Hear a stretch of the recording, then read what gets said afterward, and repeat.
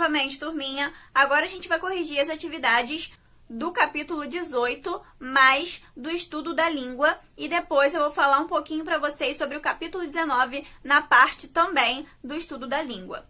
Então, para isso, vocês vão abrir o livro de vocês na página 401 e a gente vai começar a corrigir no número 12, que diz assim: nem sempre em nossa comunicação diária empregamos os verbos de acordo com a norma culta. Muitas vezes adotamos uma forma popular de expressão adequados a textos e ambientes familiares, que dispensam a correção.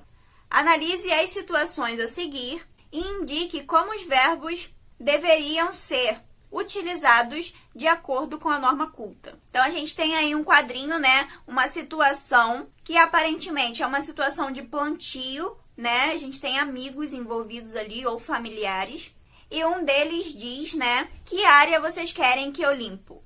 Enquanto uma das meninas responde ou diz, né? Se eu soubesse, tinha trazido mais sementes. Bom, o que acontece aqui é o seguinte: na fala do menino, que área vocês querem que eu limpo? O presente do indicativo deveria combinar com o presente do subjuntivo, e isso não acontece. Mas se acontecesse, a gente teria a forma correta de acordo com a norma padrão, que é: que área vocês querem que eu limpe? Já na fala da menina, o pretérito imperfeito do modo subjuntivo deveria combinar com o futuro do pretérito do modo indicativo. Assim, ao invés de tinha trazido, a gente teria a forma correta, segundo a língua portuguesa, teria trazido ou então traria. Questão de número 13. Os verbos a seguir são trechos de canções da música brasileira. Observe se os verbos foram correlacionados de acordo com a tendência popular ou de acordo com a norma culta. Sublinhe as frases em que o uso dos verbos obedece à norma padrão, à norma culta da língua portuguesa. Depois, reescreva as que não estão de acordo com a norma padrão, para que elas fiquem de acordo com a norma padrão. Então, a primeira frase aqui é: se eu fosse rico, eu não tava nem aqui. E o erro aqui, né, é esse não tava. Por quê? Porque a frase começa com uma possibilidade. Então, a gente não pode utilizar um verbo depois que expresse certeza, já que a gente está falando de possibilidade, de hipótese, de subjuntivo. Então, a forma correta seria: eu não estaria nem aqui. Se eu fosse rico, eu não estaria nem aqui. Segunda frase: se eu fosse teu patrão, eu te adivinhava. Mesma coisa. Aqui a forma correta é: eu te adivinharia. A terceira é: se eu fosse um garoto, eu faria diferente. E aqui a frase está toda certinha, então vocês só vão sublinhar. A quarta é: se eu fosse um blues, te mandava embora. E aqui a gente tem a mesma situação da primeira e da segunda frase, né? Não é te mandava, e sim te mandaria, a forma correta. Quinta: se eu fosse um passarinho, queria voar no espaço. Bom, mesma situação das anteriores, e aqui pode parecer um pouquinho estranho, mas essa é sim a forma correta, tá, gente? Quereria voar e não queria voar. A última é: se eu fosse um ser invisível, estaria sempre perto de você. E aqui a frase está correta, então vocês só vão sublinhá-la também. 14. Assinale a alternativa que completa corretamente a frase a seguir. E a frase é: se você estivesse no meu lugar e visse o motorista naquele estado, também o ajudaria. Sendo assim, aqui a alternativa certa é a alternativa D, que possui todos os verbos conjugados no modo subjuntivo.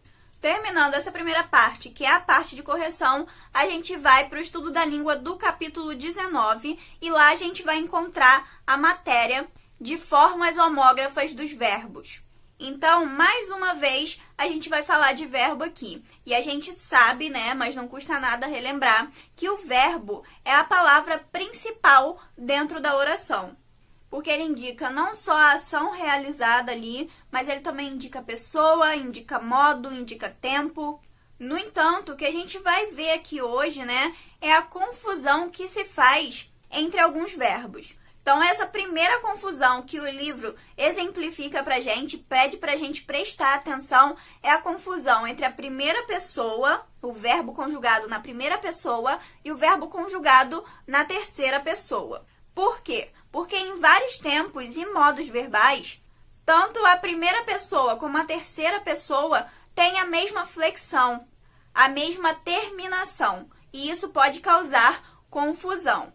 Geralmente, né, nesses casos, a gente tem essa distinção, essa diferenciação por meio do contexto, né, que esse verbo está inserido. Então, pelo restante do texto, a gente consegue deduzir se esse verbo se trata da primeira pessoa do discurso ou da terceira pessoa do discurso.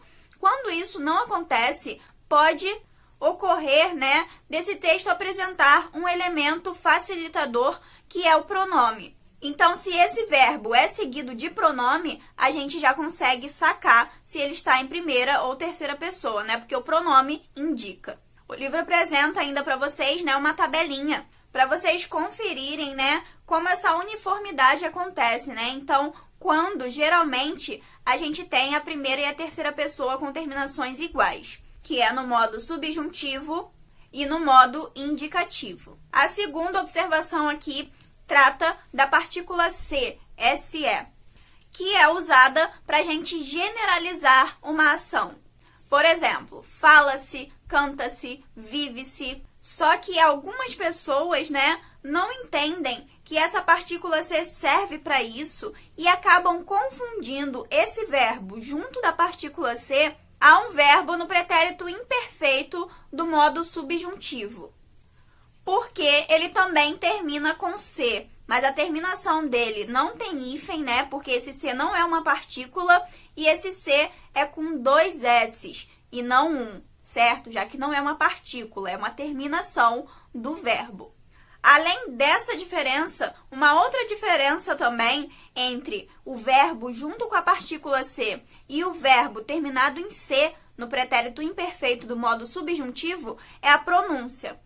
Por exemplo, fala-se é um verbo mais a partícula C, que está no tempo presente e que a sílaba tônica dele, né, a sílaba pronunciada de maneira mais forte, é a sílaba Fá.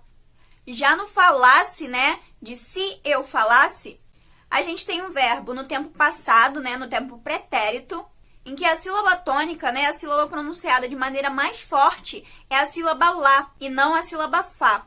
Já a terceira e última observação aqui é acerca da confusão que as pessoas fazem entre o tempo passado e o tempo futuro, já que esse final anasalado, an e ão, faz parte tanto do pretérito quanto do futuro do indicativo, a terceira pessoa do plural.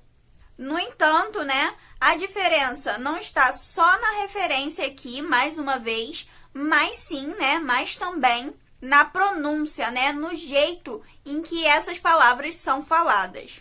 Então, a gente tem aqui, por exemplo, contaram o boato por toda parte. Contaram aqui é o nosso verbo que está no tempo passado e que tem como sílaba tônica o tá, enquanto o contarão o boato por toda parte, né, esse verbo contarão, está no tempo futuro e tem como sílaba tônica esse finalzinho, rão, com a, ó, tio, diferente do tempo passado, que é com a, m. Uma dica boa para vocês diferenciarem isso aí é sempre falar, né? Já que a diferença principal, né, para quem não percebe, a diferença principal está na fala, no jeito em como isso é pronunciado. Então, antes de escrever, fala em voz alta, se puder. Isso ajuda vocês a diferenciarem um do outro.